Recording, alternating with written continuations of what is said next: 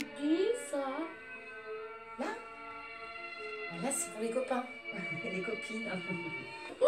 Tiens, dis coucou Belza alors. Coucou. Coucou Belza. Belza en Oh, éveil. Zinbel.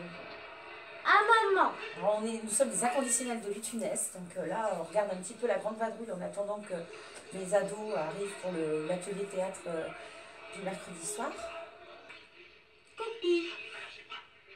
En vidéo.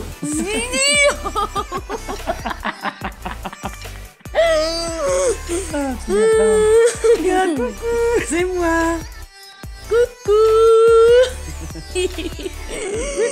Ah non, pas le précieux. Un film.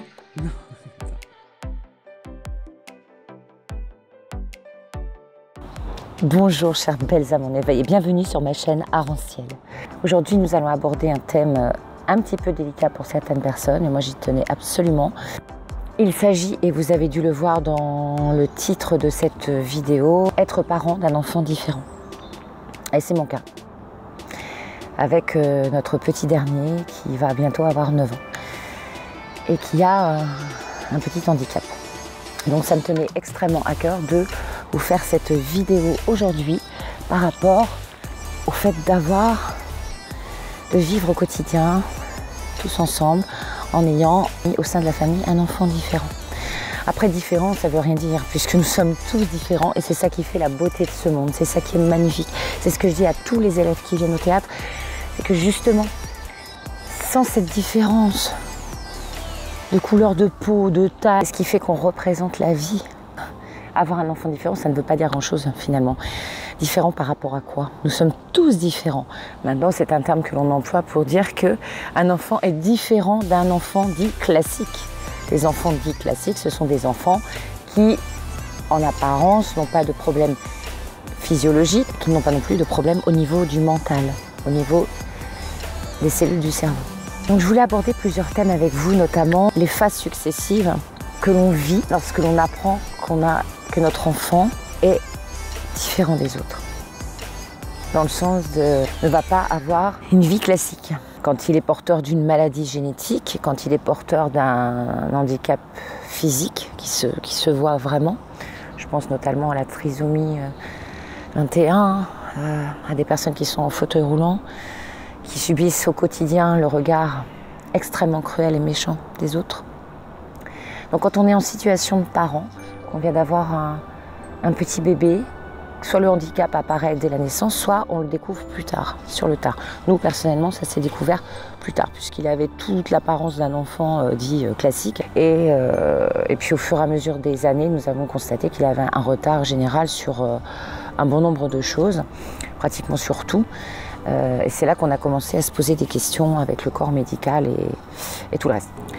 Donc quand on découvre, quel que soit l'âge, que son enfant a un handicap, quel qu'il soit,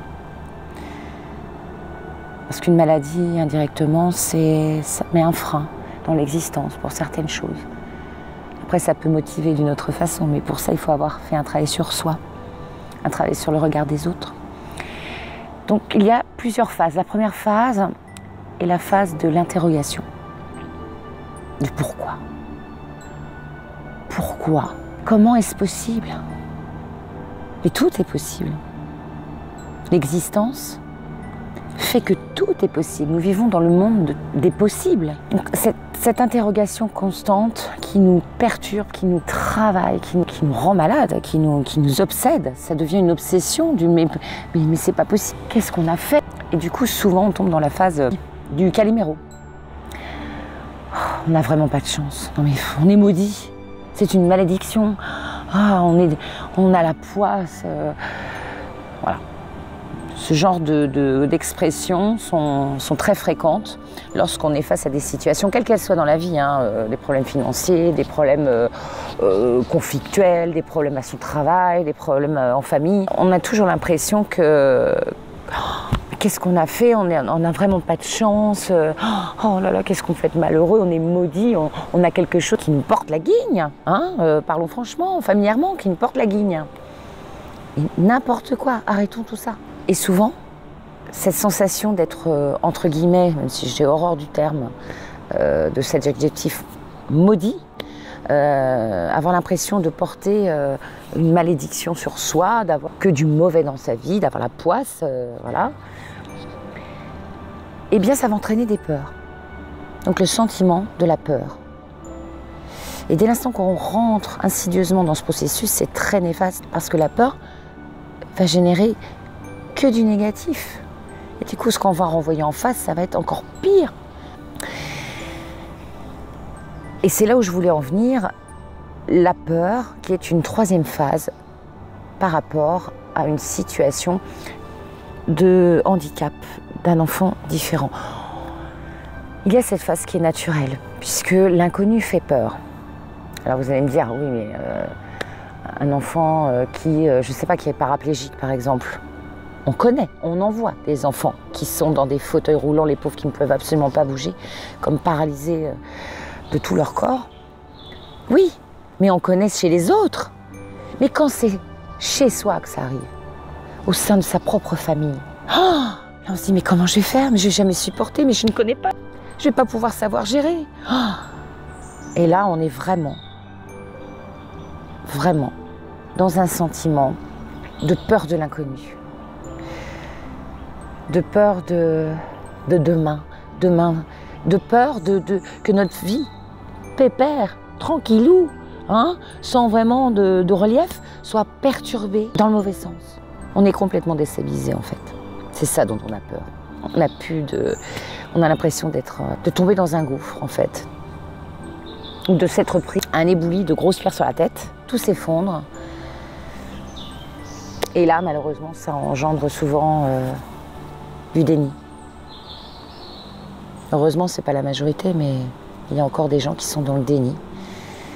Quand c'est dans le déni, mais que on est juste en train d'occulter, on se met des ornières, voilà.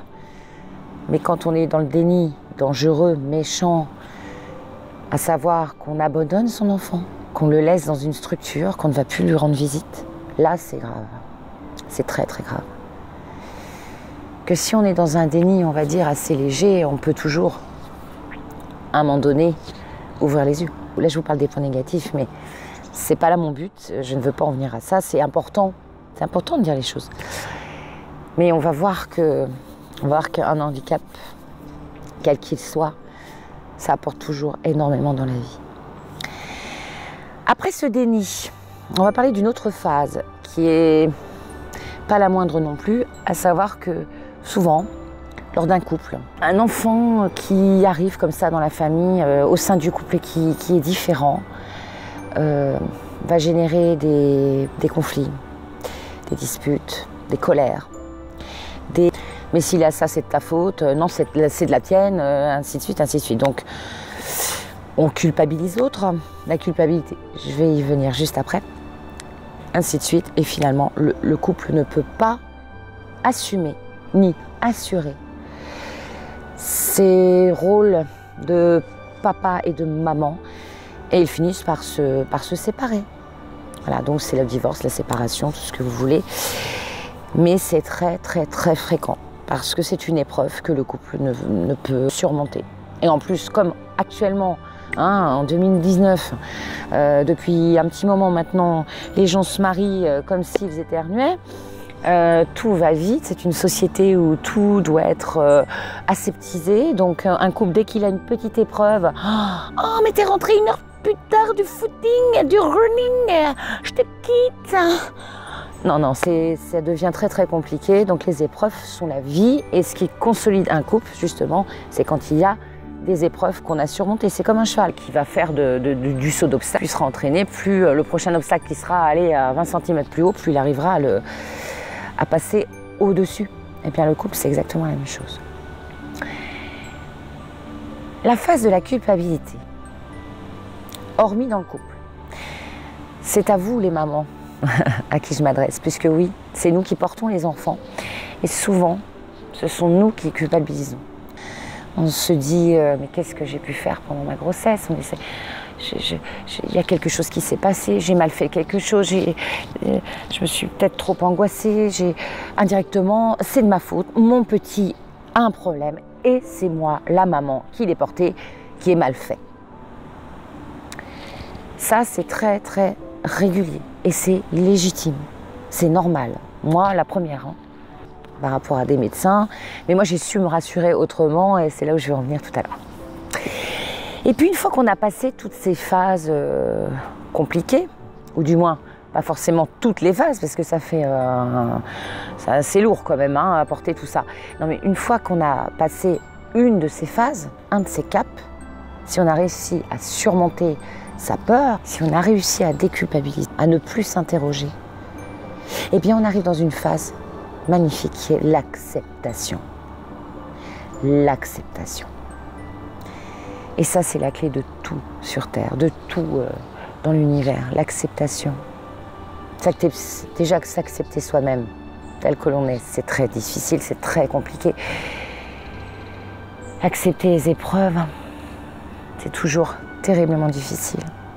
Mais une fois qu'on est dans l'acceptation, la vraie, dénuée de toute arrière-pensée, oui, il faut que j'accepte parce que comme ça, voilà, les gens me verront mieux. Non, non, non, non, non, non, ça c'est du blabla, ça, c'est du n'importe quoi. Surtout pas. Non, non, il faut accepter du plus profond de son être et du plus profond de son cœur. Parce que l'acceptation égale la guérison de l'esprit, la guérison de l'âme, et indirectement, votre enfant, son handicap, il sait, il a conscience qu'il l'a. Pas tous, mais certains savent. Ce sont les autres qui leur donnent, qui leur font voir, parce que c'est le regard des autres, qui est notre reflet. Et votre enfant, acceptation veut dire, indirectement, ma différence, elle fait partie de la famille. Ma maladie est considérée à part entière dans la famille. Et puis vu que tous on a plein de défauts, donc je veux dire, un handicap par-ci par-là, les défauts ce sont la même chose, donc il faut tous s'accepter les uns les autres. Donc une fois qu'on a accepté, c'est ça qui est magnifique. C'est que la vie coule, les énergies sont en phase, et votre enfant est bien mieux, et bien plus épanoui pour évoluer comme il se doit dans cette existence. Moi, ce qui m'a beaucoup aidée à avancer, c'est que je sais, ce n'est que ma vérité. Attention, parce que je vois déjà des gens qui vont me dire mais qu'est-ce qu'elle raconte, elle sait, elle y était pour savoir. Non, non, mais j'aime pas dire je crois, parce que quand on croit, je crois que non, c'est pas une certitude de croire. Quand on dit je sais, pas de doute. Dans mon fort intérieur, dans mon cœur, je sais que ces enfants-là ont choisi un handicap quelconque pour évoluer, pour leur propre évolution, leur évolution de l'âme. Ils se sont incarnés sur cette terre. Donc déjà, tous ceux qui se sont incarnés sur cette terre, ils ont déjà gagné une médaille. Mais tous, même les plus horribles, les plus tyranniques, malheureusement. Mais d'avoir choisi le plan terrestre, on est déjà tous des vainqueurs. On est déjà tous champions. L'homme qui a choisi de s'incarner avec un handicap plus ou moins lourd à porter, le fait pour sa propre évolution. Il a demandé avant de connaître cette expérience, pour connaître la souffrance, et puis pour la dépasser. Parce qu'à travers ça, il y a un message à délivrer. Nous sommes tous différents. Ce n'est pas parce que je ne peux pas voir avec mes yeux, que je suis en fauteuil roulant, que j'ai des problèmes mentaux, que ci, que ça, que ci, que ça, que je ne vais pas outrepasser cela si je suis bien entourée. Par contre, ça c'est important d'être très bien entourée. La revanche sur la vie, une revanche. Il y en a un qui est venu comme ça sur Terre pour délivrer un grand message d'amour.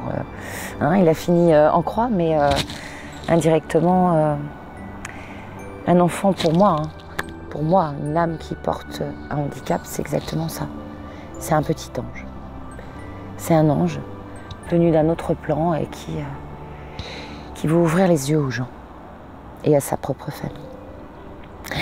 Et justement, pour rebondir, la famille, elle, qui accueille un enfant comme ça, qui est passé dans la phase d'acceptation, c'est une famille qui a choisi cette mission-là également avant de s'incarner. C'est une âme, ce sont des âmes qui ont choisi cette mission de vie avant de s'incarner pour également cheminer, évoluer et prendre cette expérience comme une mission difficile, compliquée, mais tellement, tellement enrichissante. Et de toute façon, quand on accueille un enfant comme ça, on ne voit plus du tout la vie de la même façon. On a l'impression que le champ de vision s'ouvre, mais s'ouvre. C'est impressionnant. Et des choses qui nous paraissaient enquiquinantes au quotidien, ou qui nous minaient terriblement, et ben ça passe plus facilement quand on a cette situation au sein d'une famille. Ça glisse beaucoup plus facilement, comme le regard des autres. Mais ça, ce sera le sujet d'une prochaine vidéo. Mais le regard des autres, il faut savoir, en tant que parents qui ont un enfant différent, il faut savoir s'en fiche, mais royalement. Parce que si on leur donne de l'importance à tous ces gens qui vous regardent de haut, qui vous font des regards assassins, dans des petites phrases comme ça, bien critiques, en passant comme ça, en annonnant, il faut vraiment se blinder, il faut vraiment se protéger, c'est long. C'est un parcours du combattant les premiers temps, mais une fois qu'on est dans la lumière, au bout de cette énorme grotte là, où on crapahute pour essayer de s'en sortir, de surmonter tout ça. Une fois qu'on est au bout et qu'on voit la lumière, et là c'est fini. Là, tout le reste, ça glisse. On s'en moque. Ce qui est important, c'est là. Et de toute façon, tout part de là et tout revient vers là. Notre but dans la vie, c'est d'activer cette partie-là, d'activer son cœur. Sinon, je ne vois pas, enfin, il n'y a pas que moi, je pense que beaucoup de personnes pensent comme moi qu'il n'y a aucun intérêt dans la vie si ce n'est pas pour aimer, être aimé et diffuser de l'amour partout autour de soi. Je vous dis à très vite. Je vous embrasse très très fort. Je dédie cette vidéo à toutes les familles, les parents qui ont un enfant différent au sein de leur foyer. Et je leur fais plein de bisous et plein de bisous à leurs enfants. Je vous aime très fort et je vous dis à très vite pour une prochaine vidéo. Portez-vous bien, prenez soin de vous. En vidéo.